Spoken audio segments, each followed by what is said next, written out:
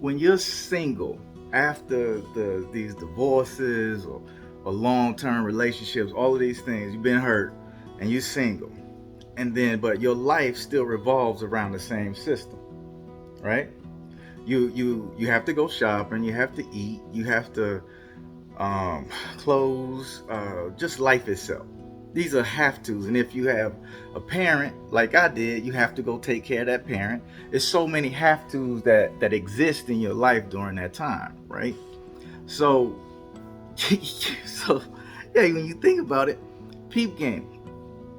What you don't usually do is learn how to do life outside yourself, to do life by yourself, right? So you get used to going home, you get used to the routine of your life. Everybody gets used to the routine of their life, right? But when you start, you have to reprogram your mind, because now you're single, you're alone, and that's not what you're necessarily desiring. You want something better, you want something different. So now you get up, you say, instead of just going home, instead of just driving right to the house and getting out of the car, how about I go take a walk along the beach? I'm in Florida, so let me go do something that I haven't done before. Or on a Saturday morning, like wake up and say, you know what, I'm gonna go to the museum today because that's something I want to do. Or it may be somebody out there that likes go karting. That's something they want to do, right? But get out of the house. Get out of the house and start experiencing the life and humanity. Because what we tend to do is staying in the house. We get selfish, and then we start going into this whole self-love bull crap, right? Because that's misdefined. And then it's like at that point, that selfishness keeps you contained. You're a prisoner of your own selfishness. You see what I'm saying? So at that point, it's like, look, let me find something I like to do. Because what if you are single for a long time? There's plenty of people out here that's been single and like they've been in that boat for a minute. But once they start doing their life, they usually find somebody doing the same type of life. If you like canoeing, go canoeing on Saturday, because the past relationship probably stopped you from canoeing. Or arguing, fussing, and fighting and being hurt and sad and staying in the bed all weekend stopped you from canoeing. Right? But now you get up, you like, I'm gonna reprogram my mind. I'm gonna take ownership of my mindset, reprogram my mind, and say, you know what? On Saturday morning, here, alarm clock set, gas in car, canoes on the thing on Friday. I am ready to go. Nothing will stop me from canoeing. Nothing can stop me from. I'm gonna make sure no barriers are in the way, no risk, no nothing. Swimsuit right here, paddles in the car. Everything's ready. And you help yourself force a new mindset, because this is like loading software when you're reprogramming yourself, right? You have to load the software. You get the disk. Here's your disk. Let me put this in the computer. As soon as you put it in the computer, it's got to load the software. And that's loading your car, setting your alarm clocks, making lunch for yourself, doing all these things, right? And you start setting yourself up for success. There are no risk involved now that I started setting myself up. I can see the risk of not doing what I need to do to rejoin humanity, to rejoin my life itself. I'm not doing what I need to do.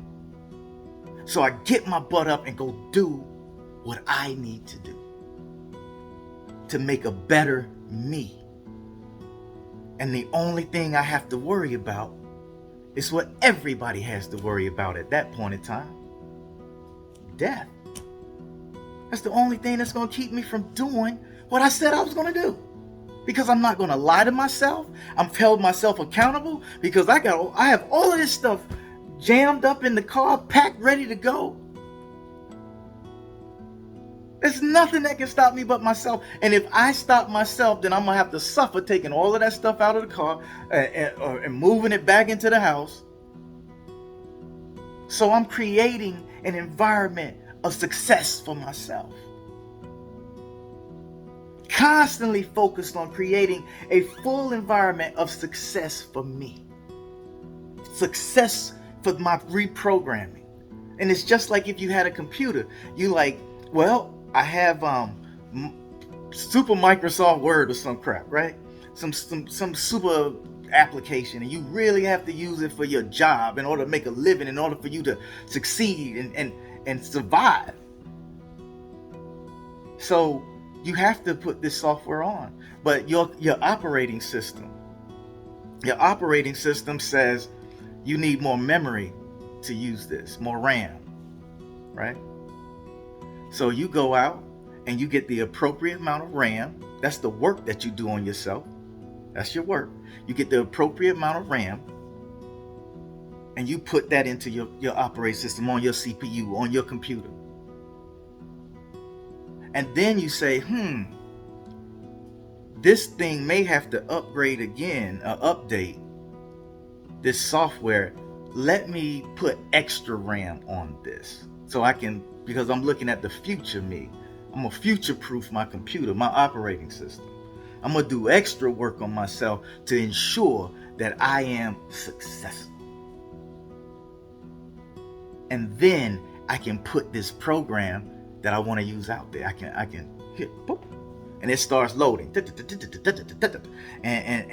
And what happens normally after a program uploads? You have to reboot the system. And that's what we don't do as people. We don't reboot our system. The reboot of your system is when you go down to yourself.